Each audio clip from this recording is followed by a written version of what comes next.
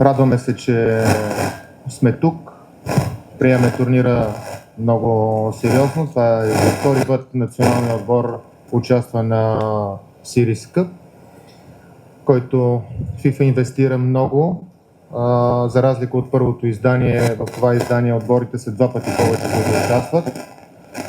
Благодариме на Индонезийската федерация и на индонезийския народ за топлото посрещане и за прословутото добро гостоприемство.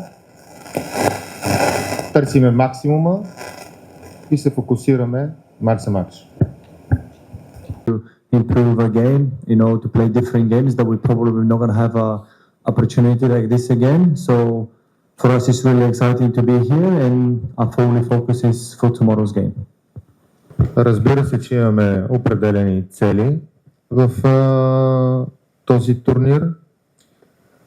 Основната ни цел е да продължиме надграждането и развитието на нашия национален отбор. Това ми е трети лагер. Аз заварих и поех отбора по средата на квалификациите за световно първенство. Последните два мача бяха позитивни като представяне. Последният мач срещу Грузия беше позитивен и като резултат.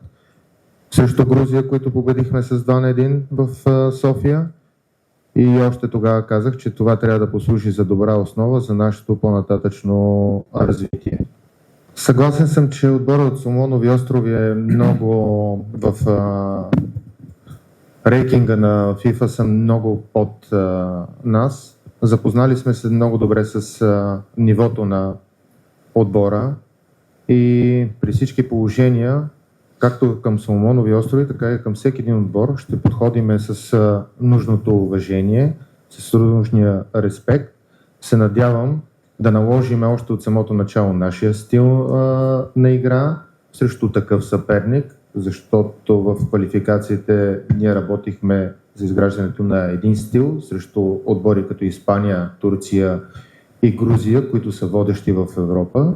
Сега трябва да променим нашия стил и се надявам да доминираме през целия матч.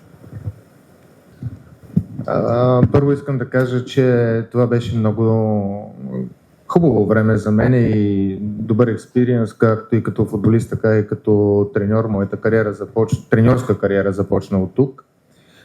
Това, което виждам като разлика, особено в националния отбор, е голямата натурализация.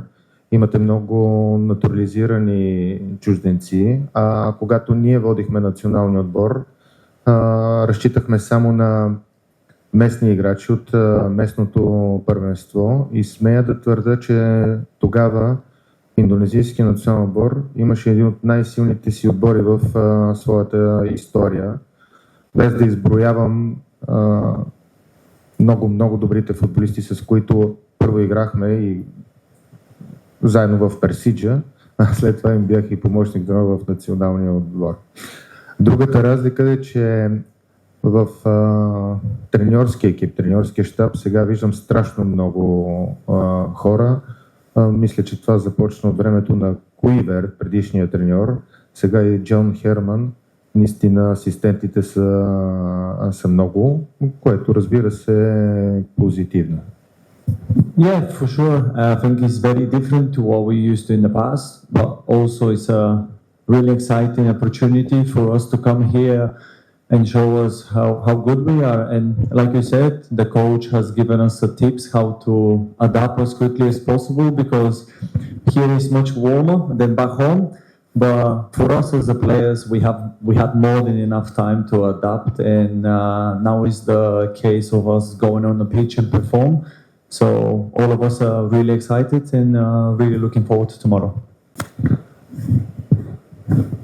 Утре ще определиме състава. Имаме една-две въпросителни, но при всички положения това, което сме обсъждали, нашата цел е абсолютно всички футболисти, които са тук, да вземат участие в турнира, стига да са здрави.